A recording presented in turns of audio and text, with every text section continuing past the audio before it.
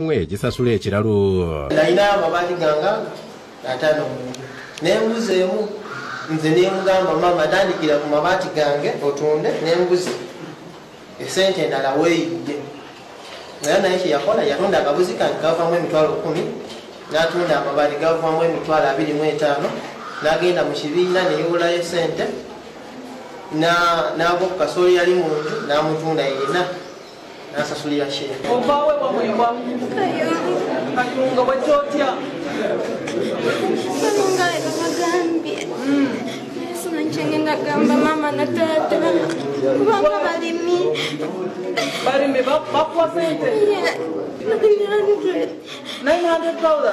Kigambibwa nti bano babadde basooka kukubira abavubuka bano amasimu nga babategeeza nga babafunidde emirimu omuli ogw'okuyingiza data. Muyite data entrant secretary cashier n'emirala kyokka ate olutuuse ate babategeezezza nga bwe watali mirimu wabula bweri bizinensi nga balina okusasula emitwalo 9 kw'ossa emitwalo emirala 15 nga zino za kusasula bye basula n'okulya. Ng'omaze osasula ekyende bakuwa username ne UG number ne password.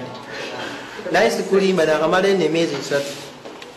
Dashboard yange ne bwagikeberako eriko 0.00. Ne bagamba nti bizinesi eno yakuleeta abantu.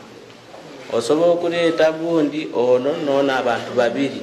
Kati abantu bemuleeta bagenda osinziirako okufuna ssente z'oba oyagala. Ngetinga stock nazze kukola mirimu ate bangamba business open it.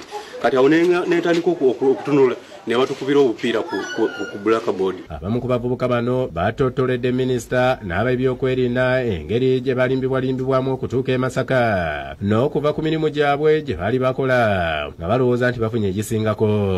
Balina lumu ze bakututuusizaamu gye twebake gye tusule tubeeramu bangi.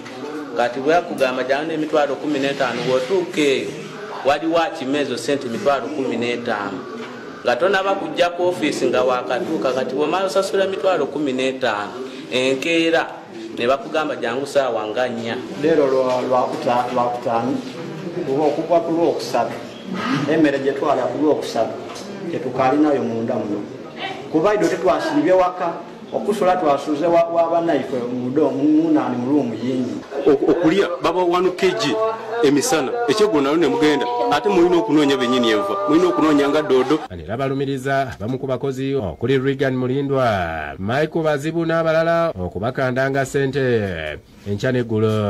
Bangamba kubira abantu ndina obafera nti n'emirimu ziri eno. Tosobola kujja leero ne bakupresentinga ne tukulaga bizinesi n'osasulirawo 900. Okitega osooka n'obeerawo ne weetegereza bizinesi eyo n'okuba ewaka ne tukkaka gojja n'ogambye kati bakubewaka. Mutuuzo agambye nti bafunye amawulire okuva mu bitongole ebikesi nga waliwo abavubuka abazze balimbibwa kampuni eno ne babaggyako ensimbi kyokka nga n'emirimu gye babasuubiza tegiriiyo. Wano nensangawo eddala nga abalenzi n'abawala 308 abawandikiddwa wano ng'omwabo mulimu n'abaana abato abali wansi w'emyaka 18 abaana 17. Ategeezezza ng'abakwate bwe bagenda okugulwako emisango okuli ogw'okujja ku bantu ssente mu lukujjukujju n'emirala bw'atyo n'akubiriza abantu okubeera abeegendereza ku kampuni ezimerukawo ate zimanyiddwa mu mateeka. Eyo Global Alliance teri mu kampuni eziwandikiddwa wansi wa Ministry ya Gender, Labour and Social Development okuweereza abantu emirimu. Nti abaliwo tujja bavunaana then abataliwo tujja banoonya era nabo bakole ki bavunaanibwe. Fiona Nanyomo yakusakira eggulu lino ku Lwabukedde TV. Ate President Yoweri Museveni aguddewo ekkolero